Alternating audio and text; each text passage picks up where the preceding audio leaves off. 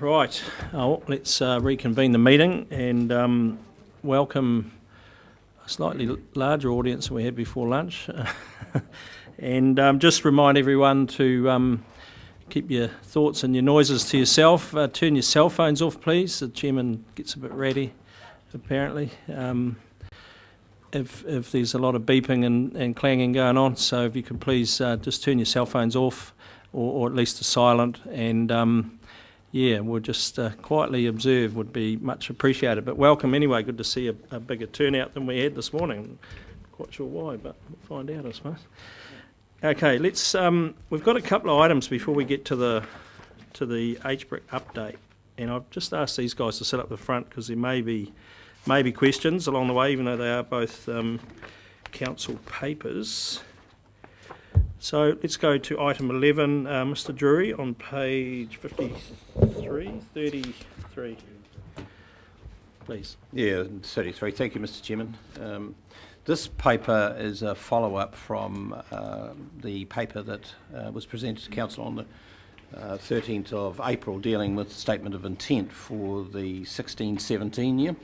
And one of the changes were recommended to the Statement of Intent for 16-17 was an amendment to the ability for HBRIC Limited to borrow. Now, they do have the power to borrow for investment, and that's currently in the Statement of Intent, but that borrowing was also extended for borrowing for working capital purposes to the extent that that was required by HBRIC's short-term borrowing for working capital. And at that time, the chairman of HBRIC said that he felt that would be of advantage if the current Statement of Intent, that's the one for the current year 15-16, was also modified to reflect the power for them to be able to borrow for working capital in the remaining couple of months if needed. And the council at that stage said that if he would write formally to the council requesting that change be made, then you would consider it. Dr. Pearce has written on the 14th of April to this council, and that's appended to this brief paper. And this paper recommends that the Statement of Intent, the current one for 15-16, be amended to insert the words "and or working capital," so as the HBRIC Limited is able to raise funds not only for investment but for working capital. Mr. Chairman, can I just add too that under the recommendations, or the recommendation, that there are some words missing from that, and that it should say that Council approves the proposal by HBRIC to modify its 2015-16 Statement of Intent as follows, and then the remainder is that which you've got in front of you. So there was, if you like, the action part of that recommendation was left out. That council, so just repeat that so we can. The Council approves the proposal by HBRIC to modify its 2015-16 Statement of Intent, or SOI, as follows. HBRIC Limited Statement 10. Okay. So any questions? Is that missing? Here.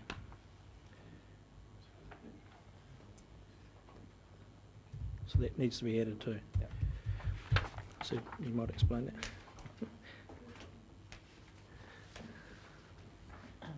Can I also suggest or request that Council adds in the standard resolution about that the decision is not significant under the criteria contained in the Council's adopted significance and engagement policy, and that Council can exercise its discretion under section 79(1)(a) and 82(3) of the Local Government Act and make decisions on this issue without conferring directly with the community.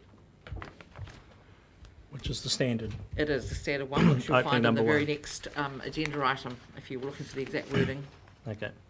So, questions? You happy to move? Someone happy to second that if there's no questions? You had a question, sure. Councillor Belvin.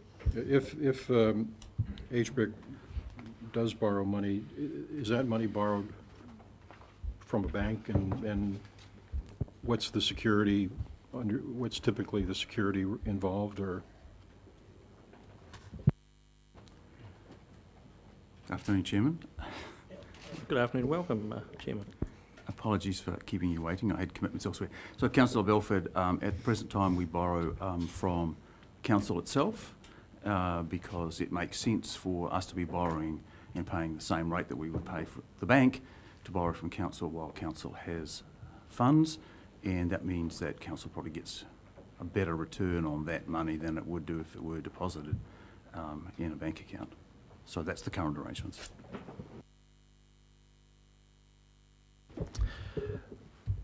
So you wish to move, Councillor Scott? Someone happy to second that? Councillor Dick, you wish to speak? Councillor Scott? Mr Chairman, these issues have already been traversed in previous meetings. We approved the 16-17 statement of intent earlier in this meeting, and the request for the letter has satisfied our processes, so I think there's nothing further to say about it. Seconder, Councillor Graham. Chair, as you know, I was the only one who voted against this originally. I think the situation's even worse now, that we have borrowed from ourselves, so we've got 100% subsidiary borrowing from us to pay us, not saying they're always going to do that, but to pay us dividends if the scheme doesn't make sufficient surplus funds to pay dividends, which I believe it will not. And I can't see any evidence how it will. So this just looks like a Ponzi scheme to me, and I will be voting against it again. Thank you. Other speakers wish to sum up? Councillor Scott. Mr Chairman, I'd be very careful about language used. I don't believe there is any Ponzi scheme or any evidence of it, and I think we have to be very careful that we stick to facts. We have just heard that actually we benefit from that borrowing. Internal borrowing can sometimes be used in a way that benefits each entity, and in this case it's not quite internal borrowing, it is borrowing to our CCO, but quite definitely we, the council, are benefiting from that, and we'd be silly not to consider that benefit. So I certainly have no problem with this. As I said before, this just brings it in line with what we've already discussed and follows the process that we asked for. So I'll put the motion. All those in favour, please say aye. Contrary, no. Carried. Thank you. Like your vote. So all those in favour, please raise your hand.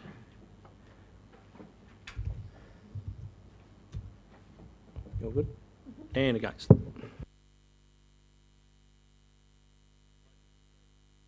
Excuse me. And the motion is carried.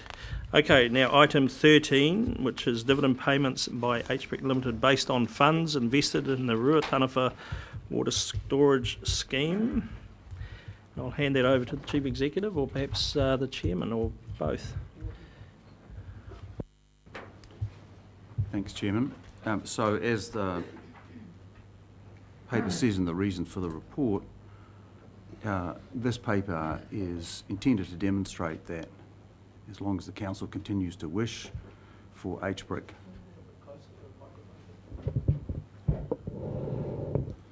as long as Council continues to wish that HBRIC pays it a flat rate of dividend of 6% on the funds invested in the RWSS, that it will be able to do so.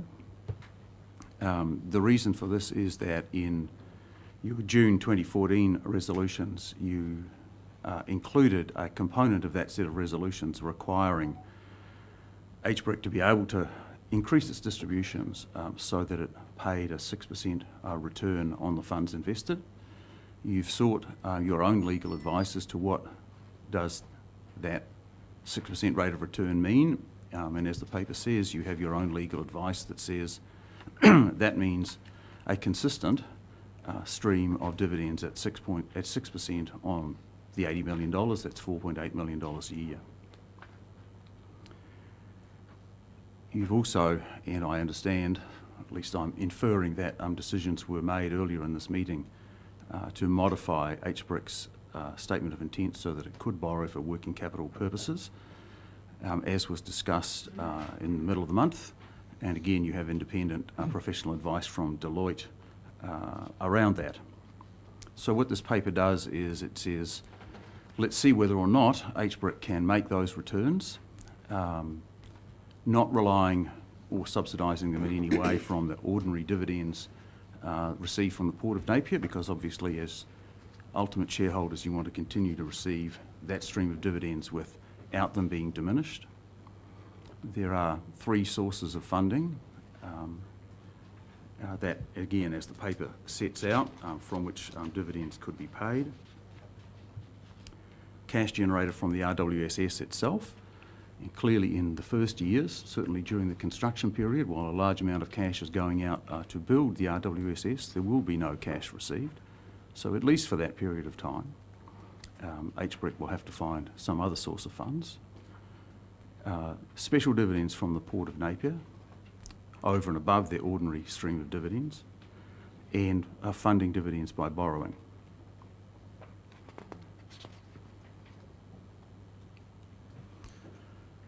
Again, as the paper sets out, for those first few years while the construction of the project or the infrastructure is underway, HBRIC is proposing to fund at least part of that 6% rate of return with special dividends from the Port of Napier over and above the ordinary dividends. That proposition was set out to you in the business case in 2014. As the paper says, some part of the total sum that we have agreed in principle with the Port of Napier about the quantity of special dividends that is potentially available will be used up in this next year to fund a shortfall in your own cash flows, whether if the RWSS doesn't proceed in 2016-17 or is delayed, and that's what we expect. We don't want to impose further on the Port of Napier unless we have to. So again, the assumption has been made here that we take no more special dividends from the Port other than those which have already been discussed. So that makes this quite a stringent test for us. And then the analysis tests to see, well, how much do we have to borrow over a period of time until the point where the scheme generates sufficient returns that the cash flow from the scheme itself will be sufficient to pay that 6% dividend. We've done that analysis over a period of 15 years, which is the period of time which Crown Irrigation, the longest period of time that Crown Irrigation will be in the scheme, and it's our expectation, except in the most severe downside scenario, that uptake will be fully completed by the end of that 15-year period. Crown Irrigation will no longer be a debt financier, and HBRIC will be on pro rata returns with other investors. And the financial model indicates that we would be getting a 10% post-tax rate of return at that point in time. So clearly that's sufficient to be able to fund a 6% rate of return. Borrowing does have to be undertaken to top up the Port dividends, the Port special dividends in the first few years, and then in the various cases that, as are set out in here, at different levels depending on which uptake case we have modelled. We've modelled the base case of uptake, which you have seen before in other guises. We have modelled the downside case, which again you have seen in other guises, and to make this a fairly strenuous test of our ability, we modelled a more severe downside case, as the paper sets out, where demand never gets above 82, uptake never gets above 82%. We think that's a pretty severe downside. So if we look at paragraph 32 and onwards, in summary then, it's clear that in all of those cases that have been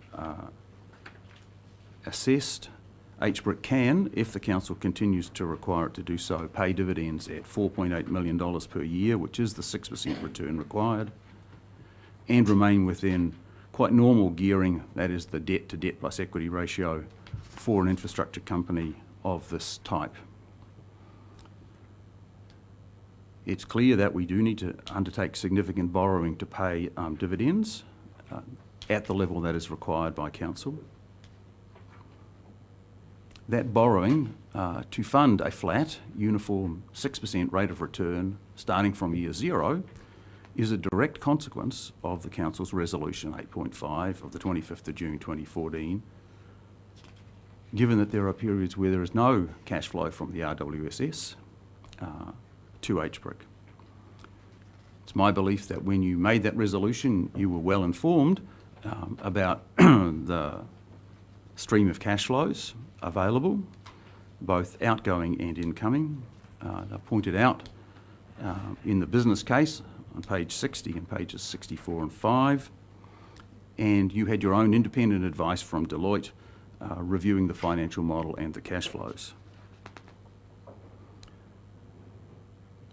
The way the statement of intent is currently constructed and as modified today, council's approval is required for HBRIC to have borrowings that are greater than 5% of its value. And again, in the various cases that have been tested here, that position arises somewhere between 3 and 4 years of operations or 6 or 7 years after construction commences. The peak gearing of HBRIC, as shown in this modelling, in the base case is 7.3%, in the downside case 11.5%, and in the severe downside case the gearing of HBRIC would be 18.4%.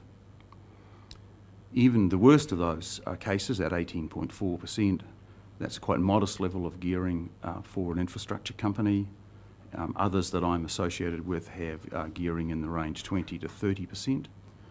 And so we don't believe that there's an issue about the level of gearing or the level of debt being carried by the company, even if we have to continue to do this for the whole of this period. The actual dividend levels, of course, in any year will be negotiated and discussed, dividend forecasts with the council in the process of setting the statement of intent.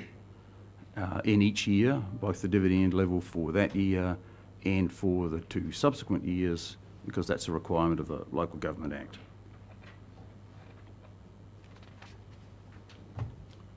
So I'm happy to take questions, and perhaps the Chief Executive might want to take questions as well.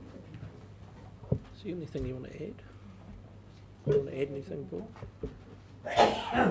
Oh, thank you, Mr. Chairman. Yeah, the Ruataniwha cash flows were always going to be lumpy, and this analysis that Chairman of HBRIC has presented indicate that the major lumps for this cash flow are in the years 6 and 8 after construction.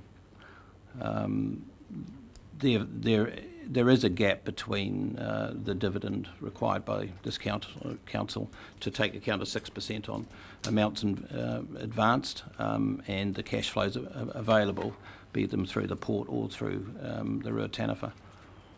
I think this paper's a good start to have a look at the option of meeting that gap. The option looked at here is borrowing through working capital to fund that gap in the dividends.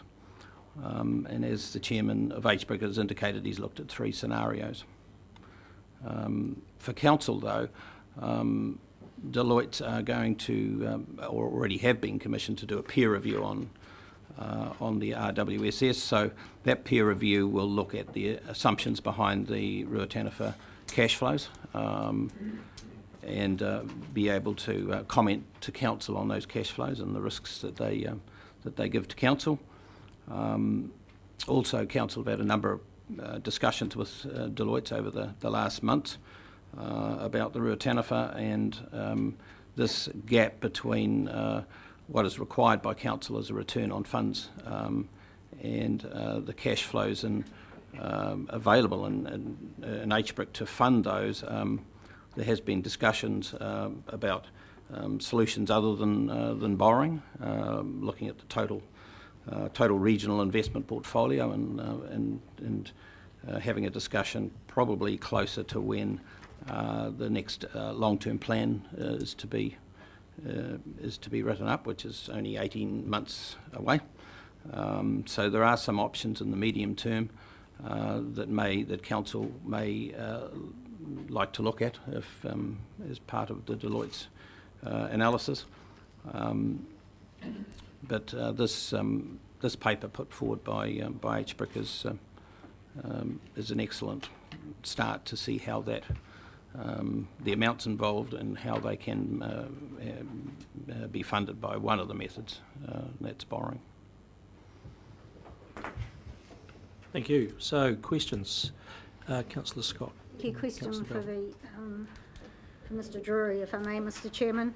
What's the rate of return we get on the port over the last few years, especially when we take into account the revaluation following taking the seawall into account? Well, if we look at their last financial statement, their net profit after tax as a percentage of shareholder funds, it's in the order of about 5.5%. And what about the leasehold land? Well, leasehold land, council has 2 lots of leasehold land, one in Napier and one lot in Wellington. The Napier leasehold return, if we take the financial year up to the 30th of June 2015, which is out of our annual report, that return is 4.5%. And the Wellington leaseholds are a lot better than that, it's 6.8%.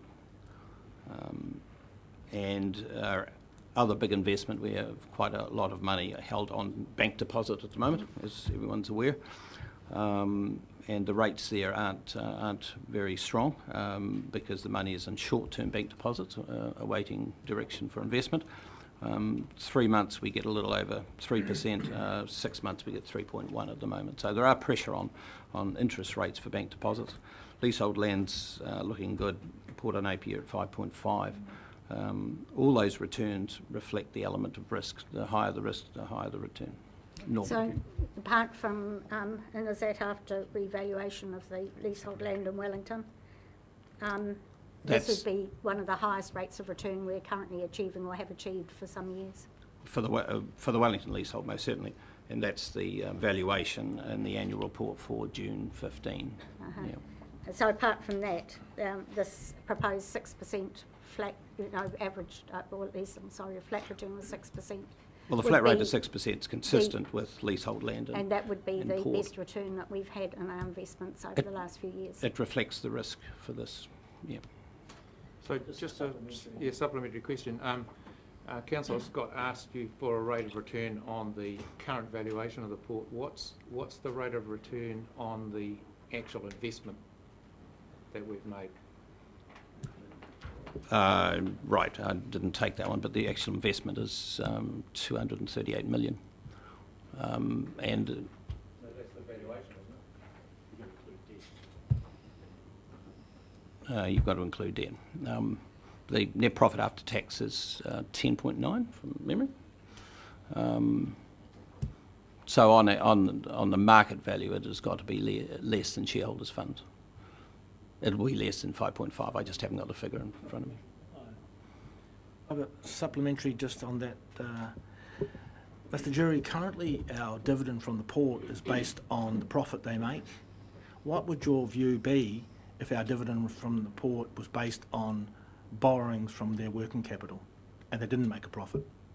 No, it's not on net profit after tax.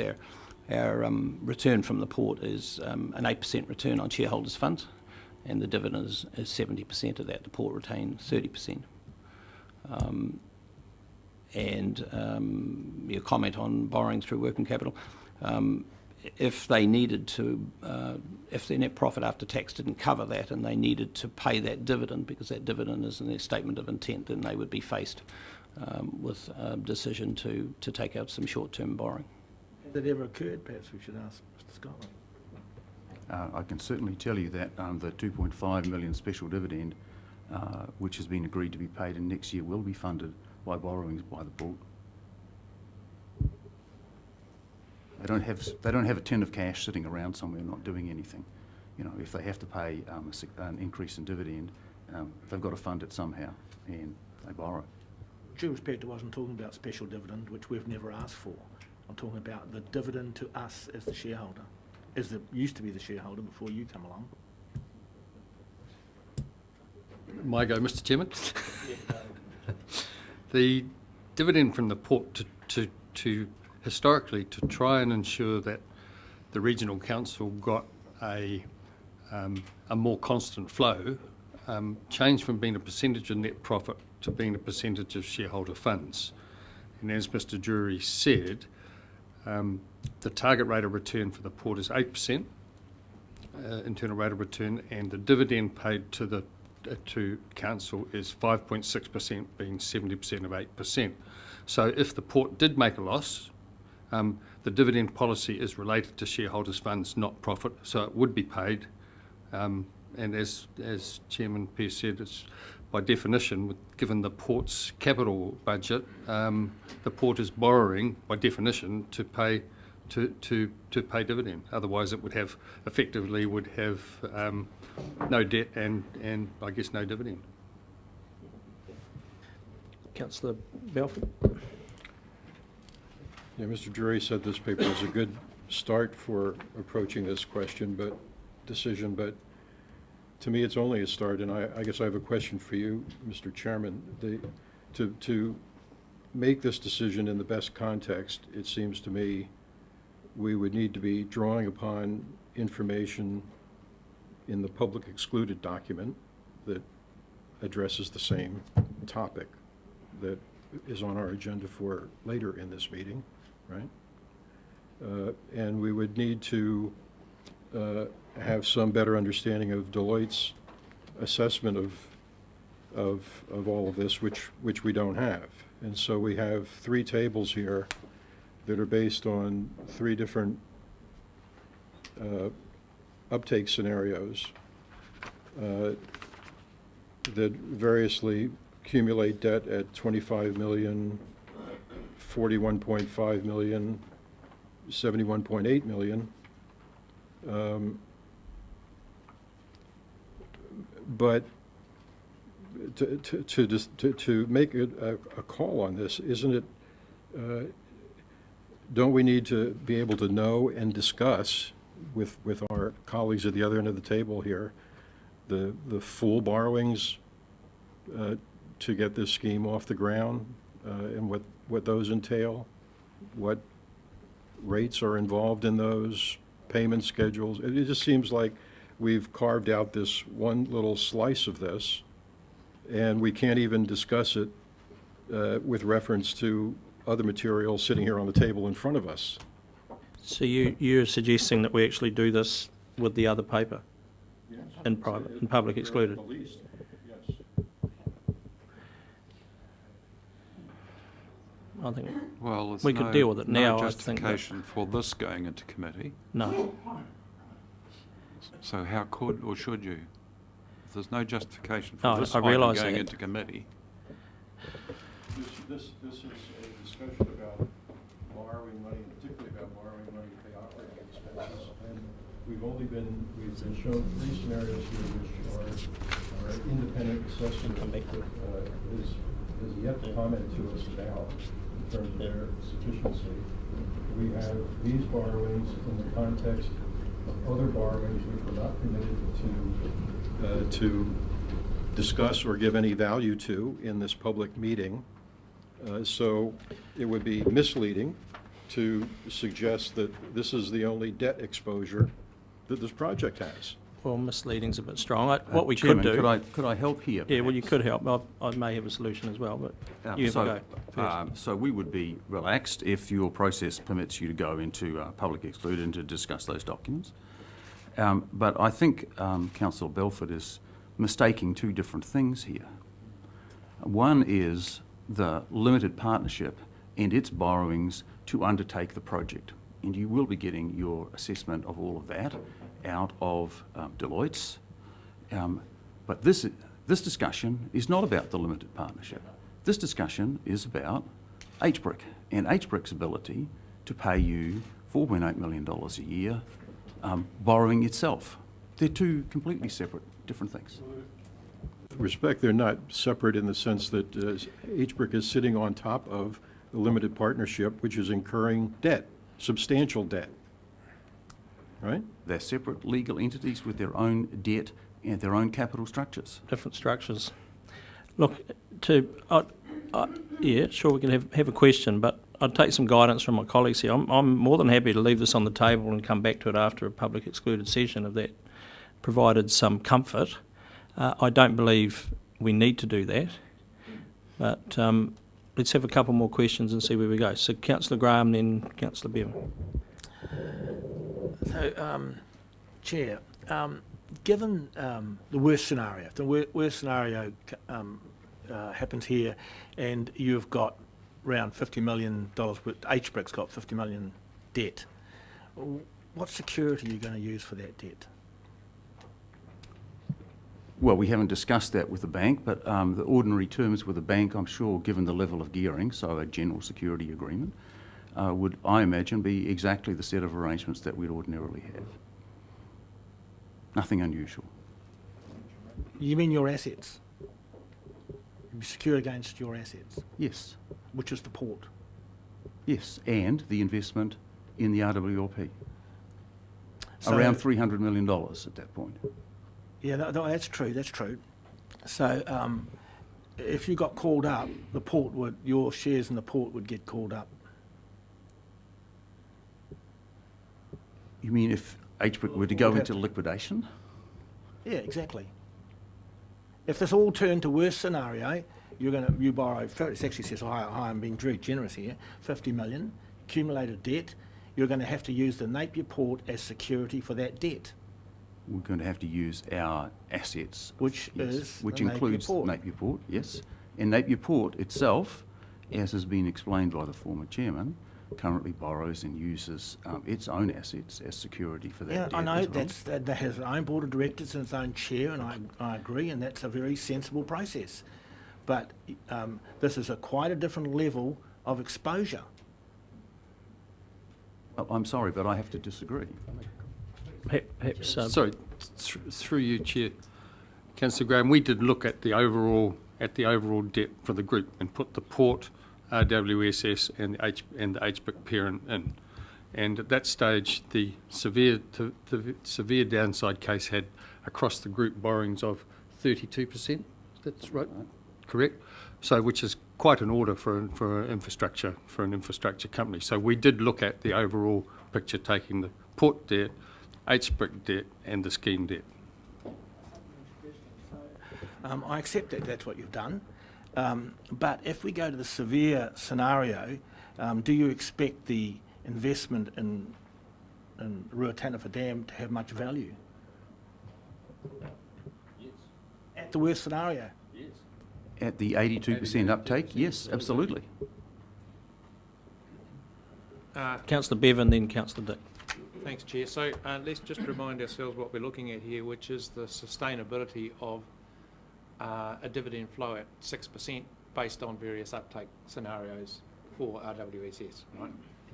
So if you look at, we've got three tables in front of us, some of the public will have them as well.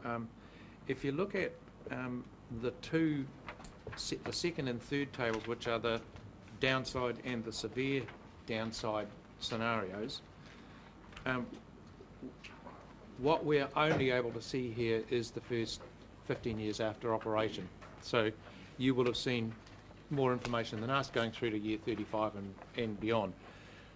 My concern is about the sustainability of the dividend flow in these down case scenarios, given that the dividend flow is at 6% is 4.8 mil, and when I look across the top, which is the cash available from RWSS for the severe downside and the downside, there are few years where you actually, even towards the end of this, where you actually get to that 4.8 mil figure.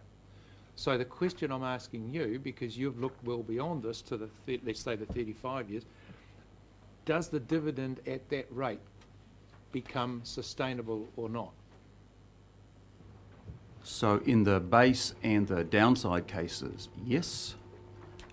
In the severe downside case, the dividends are slightly smaller, but I don't actually have them in my head because, as I said, we focused on this 15 years for a very specific reason. It is the period of time in which Crown Irrigation is a debt financier. They will be out of the scheme at this point. In this uptake scenario, even at the 82%, we will be a pro rata receiver of the cash out of the scheme when Crown Irrigation leaves. So we will be getting exactly the same yield out of the scheme as the institutional investor. So if I understand your answer correctly, Andy, what you're saying is that in all three scenarios, in the longer term, this dividend stream is sustainable? Yes? Okay. Just one other question, Chair, while I've got the mic on. I notice in each of these there, as Paul said, the returns are lumpy, but there are some payments, if you like, that flow through at various times depending on which of these scenarios you look at. Can you explain the source of those lumps? Yes, they're part of the re-gearing of the limited partnership. So the limited partnership starts with a certain level of debt, which I'm not going to comment on. And as uptake increases, then in order to repay Crown Irrigation's debt over the 15-year period, over which it has to be repaid, more bank debt is taken. That bank debt level is based on both the cash flows, which are driven by the level of uptake, and based on a valuation of the company. And they're built into the model which Deloitte's already have. And so some part of that borrowing is used to effectively repay capital to the limited partners. That's why it's lumpy. Does any of this, at some point in time, there's going to be a proposed injection of funds from farmers, local investors, if you like. I forget the name of the entity through which it's being done. If that doesn't happen, or if it comes up way short of what you're budgeting, does that change these numbers? It won't make a significant difference. Now we're starting to get into territory that's covered in the public excluded papers, Chairman. Yep. It won't make a substantial difference because of the respective yields of the different kinds of effectively debt financing, whether it's the fixed rate yield through the Tuki Tuki Limited Partnership or the yield that Crown Irrigation gets. There is a slightly higher yield required for the Tuki Tuki Limited Partnership if that note gets away, but it won't make a material difference to these numbers. And these numbers work on the basis that it does float, if you like, get away, and so if it didn't, there would actually be more cash available in the scheme because the yield on the Tuki Tuki Limited Partnership is higher than the yield that is being paid to Crown Irrigation. Councillor Dick. Mr. Chairman, I see no value or need to hold this matter off until after the in-committee agenda item has been dealt with, because as the Chairman of HBRIC mentions, it really deals with separate issues. And the safeguard in any case is that if the recommendations here are adopted, then it's providing if you like, a knowledge framework which is going to be tested independently in any case, because this and all other critical elements of the scheme will be subject to the independent peer review by Deloitte, who will report back to this council and presumably in public session. So there's a total safeguard there. There's nothing in the adoption of this today that is preemptive of a final decision, whatever that may be. Councillor Belford. I guess I look at that exactly the reverse. There's no reason to make the decision today, as best I can tell, as opposed to waiting for that further information. Well, But anyway, you have for to a make question- progress one step at a time. There's no point in just Okay. delaying and going backwards. Order. We'll hear your views in the debate, no doubt. Councillor Belford, do you have a question? Yes, I do. And it may be just a different, treat me as having a sixth grade education on these financial matters here. In these tables, back to Peter's question, take, for example, the downside case. There's a cash available jump in year 6 and 10. In the base case, that big jump is in 6 and 8. Substantial cash inflow. Where's that coming from? What is that? So that's what I just explained to Councillor Bevan, but I'll do it And I again. asked you to lower the. Yeah, I'll do it again. So those are cash payments from the limited partnership to HBRIC, which are funded by the limited partnership by it increasing its level of debt to reflect the fact that uptake has reached a certain point. It can afford to fund a higher level of bank debt based both on the cash that is being generated by its own revenue stream and by the higher level of value ascribed to the company because it has a higher level of revenue. That borrowing is needed for two things by the RW Limited Partnership. One is for it to replace progressively the debt that it has from Crown Irrigation, because that has to be repaid over a 15-year period, and to enhance the returns on investment to all of the investors. As more debt can be taken on board, that debt is used to effectively repay some of the capital investment that has been made in the project, so you get early lumps of cash which make your return over the life of the project significantly better. And that's what irrigation schemes funded by farmers do as well. They gear themselves up as they get more and more cash flow.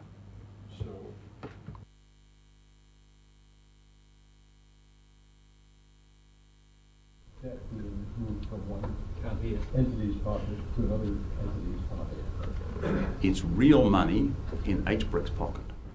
That is for certain. And in HBRIC's hands, when those lumps of money arrive, as the paper says, HBRIC shows that it intends to prudently reduce its debt that has been accumulated over those periods. In the year when, in the base case, in the downside case in year 10, when it gets 23.4 million in cash, it's saying we'll pay 4.8 million of dividend, as your legal advice says, a flat rate of dividend, and we will use the rest to pay down the accumulated debt beforehand. This is a very prudent set of forecasting here. Councillor Scott. Councillor Pipe as well, but first. Thank you, Mr Chairman, and through you to the Chair of HBRIC, Dr Pearce. I'm just trying to ground the base downside and severe downside cases with your knowledge of other irrigation schemes around New Zealand. What can you indicate about how they have achieved uptake over this time? You don't include the optimistic upside case. If you can get a relative comparison, having them surpassed the base case?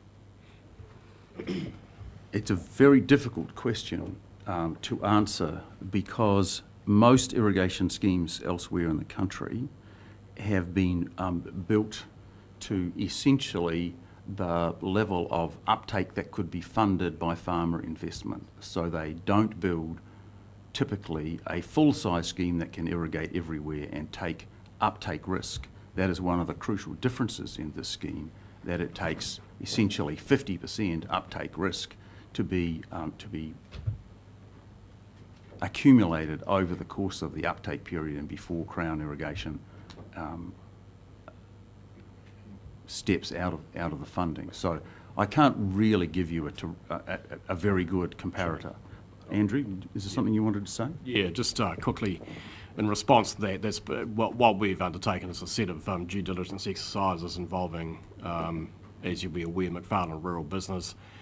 So we've put that question to MRB, who have substantial experience in irrigation schemes, as to whether the base case and downside case are realistic forecast. The answer is yes. And that's being further tested in another peer review of that piece of work right as we speak.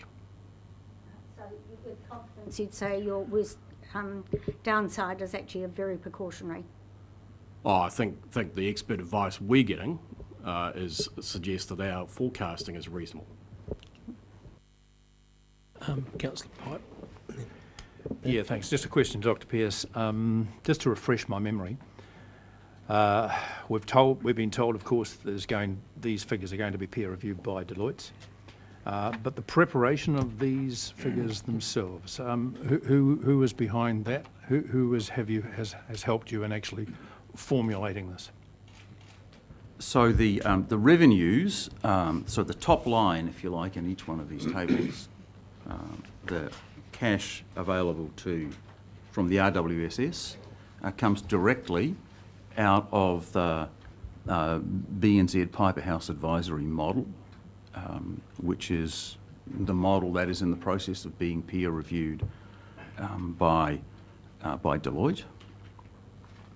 The fundamental proposition that we should provide a 4.8% return, 4.8 million or 6% return, and fund that from borrowings actually comes from Deloitte's analysis to the council, which you discussed a couple of weeks ago as part of the discussion around the 2016-2017 Statement of Intent. And the relatively simple arithmetic in here is done by Heath Caldwell and myself, which says, okay, so we need to subtract $4.8 million or we need to add some money by way of borrowings. So the simple spreadsheet analysis in here essentially is Heath's. The core more complicated piece of information, as I say, comes out of the BNZ Piper House Advisory. Councillor Balfour, yeah. One last question. We must be getting towards the end, surely. Well, I'm not sure that I can ask the question because the lowest take-up rate presented here is 82% at 15 years or 16 years, one or the other. And you're saying that's from McFarlane. Elsewhere, there is a different uptake rate scenario that's contemplated. So I would submit that your severe case here is not the severe case by your own documents.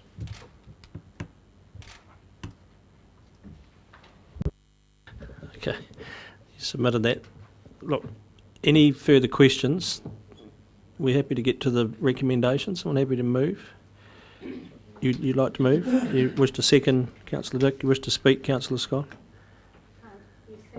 Chairman, I think this is a really good news story. It's a good news story for the ratepayers. Mr. Scotland quite correctly raised something that had caused this council quite a problem over the years, and that was the variations in the port dividend and the fact that we could never predict ahead how big it would be. And some years ago, we actually developed a mechanism for smoothing that dividend so that we had certainty in our budgeting. And I can look back to the times when we had to hold a dividend reserve, which was greater frequently than the dividend we received, just to make sure that there was not a gap for the ratepayers that they'd suddenly find their rates increase having to meet. And for this very same reason, it gives me a good deal of confidence that we've discovered that we have been able to establish a mechanism for seeing that this council gets a steady rate of return, and that even during the construction phase.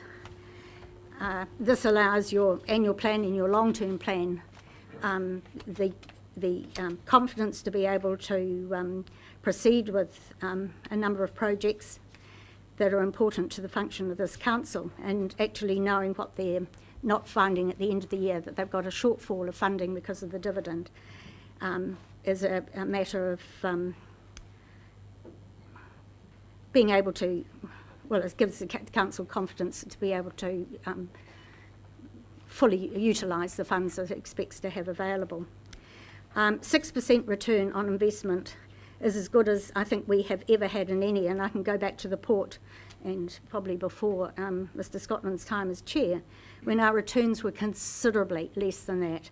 I also look at our returns and some years ago when actually returns on investment were generally quite high, and we were only getting 2.5%. So, you know, this is a good rate of return for investment for the ratepayer. It is a smoothed right over those years for good budgeting, and I think it's a good news story.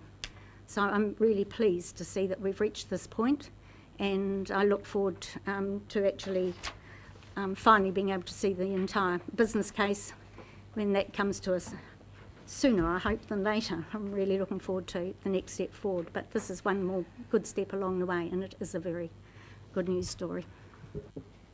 Councillor Dick. Oh, Mr Chairman, I'd like to compliment Dr Pearce and Mrs Lambert and others who are responsible for this report. It's careful, comprehensive analysis, and it does add incrementally to our understanding of the issues that this a tremendous enterprise involves. Now, it is subject to two safeguards. One is that it effectively, and if I'm putting words into his mouth, he'll tell me different, it's, in effect, it's had a peer review by Mr Drury, who was on leave when this paper was prepared, and my understanding is that he's since looked at it and is comfortable with it, subject, of course, to the reservation that all of the assumptions and other significant matters will be tested by Deloitte in a comprehensive, independent peer review. And then the latter, of course, is that just that peer review by Deloitte. So I'm comfortable that we should adopt these recommendations here and move on to the next stage. Thank you. Other speakers, Councillor Graham. I just want to hark back a little bit, and maybe I shouldn't even say this, but when I first got involved in the council, we talked about social capital. And actually, I'm a big believer in organisations like this using social capital. I wasn't a big supporter of us using social capital in this project, which, as time went on, I become less and less supportive of for all the very reasons which everyone knows. But we were talking about putting money in, and there was a lot of discussion between Mr Jury and I, would we achieve our 6% if we amortised it over 20 years, given that the predictions were we would get 12 out here and 2 out here. But yet all of a sudden we have this set of rules for us, which is, I call the Nestle rules, because this is what they do, and it's been adopted by people such as in the port, where the dividend is almost fixed off the assets rather than the profits, which I've never been a big one for. But so we've got a new set of guidelines, and we've had a lot said about the 6% and the 6% this and the 6% that, and oh yes, it's wonderfully high. Well, it's a mirage.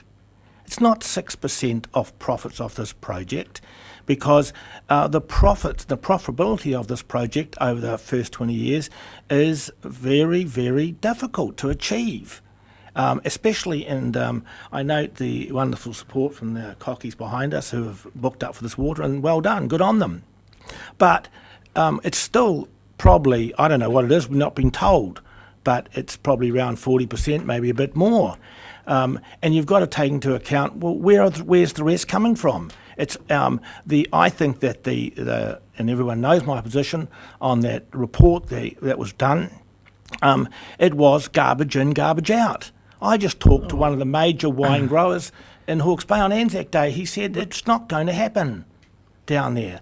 So, you know, whether we get over the profits on this project, not talking about the profits on farm, I'm talking about the profits for the investors, going to be very difficult to achieve. So your 6% is going to be on debt. And guess what? That debt is going to be secured against our port. And I'm not sure that the people in Hawke's Bay are going to be very happy about that.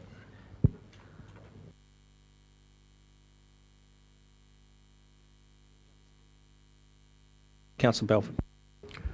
Yes, the ability of HBRIC to make this payment is, as I understand it, based on the confidence that two underlying businesses can generate their respective share of the pot. The port on the one hand, and this limited partnership for the dam on the other. We're taking the port's side of this as a given, and we're basically also being asked today to take the delivery of the limited partnership as a given. I don't take it as a given, and for feeling the same as Rex does. And I think we have the cart before the horse here. I think there is information that is not available to us about the performance of the limited partnership that some of us might like to question, which calls into question then the flow of all of this. And so I feel like we are underprepared to make a decision like this with any confidence. Councillor Bevan. Yeah, thanks, Chair. I mean, the purpose of this paper is really to demonstrate that the dividend stream can be managed by HBRIC. It's probably the sole benefit of it is that it gives the regional council certainty about its income. But how on earth you could call this a good news story is completely beyond me, because in the base case scenario there's a debt of 25 million after about, 10 years or something, 6 years. And in the lower uptake scenario, the worst one that we're looking at here, we have a debt of $72 million to absorb. So that doesn't sound like a good news story at all to me. However, the purpose of this paper is intended to demonstrate that the dividend stream is sustainable and can be managed by HBRIC, and on that basis I'm prepared to support the motion. Wish to sum up? Yes, I would like to actually address some of the issues that were raised during debate, and that is the rate of return is the rate of return on the full investment, which I would have thought was a very good position for HBRC. And it has been raised that it was that plus social capital, and it is, because this scheme, unlike the leasehold land, and we have had many debates around this council around the value of investment in leasehold land, that this particular investment is also contributing to the social and the economic development of the region. So we're not only getting a rate of return on investment, but we are also achieving some of the other goals of council through this particular investment, which has been part of our investment policy. So moving our investments to something that is also productive for the region. I don't know where we stand, whether this is going to go ahead or not, because we haven't made that decision, but I believe we have in the room a number of people who have already shown the confidence in it to have signed up. So who the person on Anzac Day who said this isn't happening, perhaps he should meet some of them. The ultimate test is going to be whether we meet the conditions precedent and are satisfied with the business case. That ultimate test is still to come, and this is all forms part of this. So if this isn't a good news story, I'm not sure what is. Councillor Bevan has suggested that the level of gearing is too high. But, well, he suggested that the level of gearing was high and was not a good news story. It was a bad news story. And I take confidence that this, what we've been said today about grounding these base case and worst case scenarios, that we really are talking about a really downside one, and that in fact the gearing is well within their ability. So I do not, it's quite normal practice within any company to have a certain amount of debt as gearing, and this is not too heavy a load of debt. Thank you. I'll put the motion, and all those in favour please say aye, and the contrary no. And a division. Right. All those in favour please raise your hand. And against. You got that, Leanne? Good on you. Okay, thank you. Right, so now HBRIC Limited, Regional